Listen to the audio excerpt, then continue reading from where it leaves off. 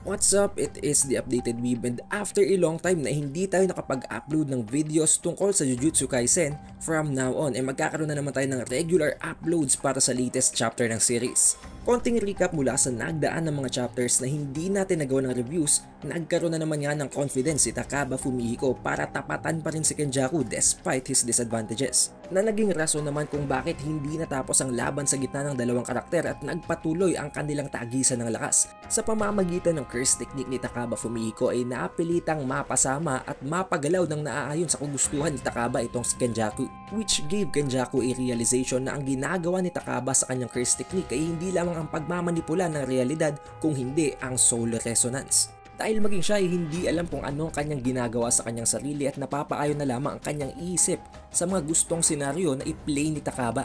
Pero mag-focus tayo ngayon sa current chapter na ang Jujutsu Kaisen chapter 243. May kita natin dito na nagpapatuloy ang balitaktakan sa gitna ng dalawang karakter sa parang isang comedy show. However, this is insignificant at hindi na natin to kailangan daanan pa. What's important here is that nang malapit na sanang matalo ni Kenjaku si Takaba at may kita nating para bang nakahiga na si Takaba using a white robe. And due to his satisfaction na nakomplete niya na nga na maging isang literal na comedian, para bang handa na siyang matalo nitong si Kenjaku. However, in the very moment na parang papaslangin na ni Kenjaku itong si Takaba ay biglang nag-appear si Yuta Okkotsu. Nagulat ng sobra itong si Kenjaku, however nagawa pa rin niyang mag-react at binabalak niya sanang gamitin ang curse technique ng nanay ni Yuji Itadori na ang curse technique reversal anti-gravity. However, napakabagal ng movement speed ni Kenjaku kung ikukumpara kay Yuta Okkotsu at nagawang iwasan niya ni Yuta Okkotsu and simultaneously hiniwa niya ang leeg at tinugot niya ang ulo ni Kenjaku. Habang pumupuslit ang dugo mula sa leeg nitong si Kenjaku ay iniisip niya kung bakit hindi niya naramdaman ang presensya nitong si Yuta, considering nga ang napaka-immense at ang napaka-overwhelming na cursed energy output nitong si Yuta na dapat talagang mararamdaman niya at imposibleng masupres yun ni Yuta ng ganun kadali. Dito niya na na-realize habang unti-unting nauhulog ang kanyang ulo na kagagawan pala yun ng cursed technique nitong si Takaba. Habang umuugtol papalayo ang ulo ni Kenjaku na pinutol nitong si Yuta ay sinabi nito sa kanya na ito daw ba ang plano nila right from the start. Na sinagot naman ni Yuta Okkotsu na yes, right from the beginning this has been the plan all along. Dahil alam naman nila na hindi makakapatay si Takaba gamit ang kanyang curse technique. So it means kahit na napaka-OP ng curse technique ni Takaba Fumihiko, there is a twist. Dahil nga napaka-OP nito, hindi naman ito kayang pumatay ng kahit na sino. Kahit gaano pa sila katagal maglaro sa imahinasyon nitong si Takaba wala talagang mamamatay sa kanila. Therefore, kakailanganin ng external force para i-execute ang pagpatay kay Kenjaku.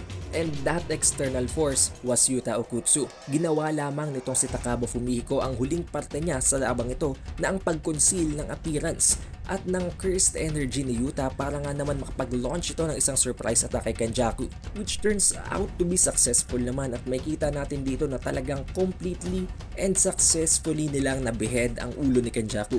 Habang nakangiti naman ang ulo ni Kenjaku na napakalayo na mula sa kanyang katawan ay sinabi niyang it makes sense. Pero napakalungkot din na hindi niya pa nagawang talunin si Takaba at naunahan pa siyang patayin nitong si Yuta. Subalit hindi pa doon ito nagtatapos dahil sa pinakahuling panel ay ipinakita ni Kenjaku ang kanyang nanggagalaiting muka habang sinasabing but my will be passed on. And an editor's note na nagsasabing on the brink of death, what is he plotting? And that is where the chapter ends, and surely hindi dito magtatapos ang pagpalag ni Kenjaku.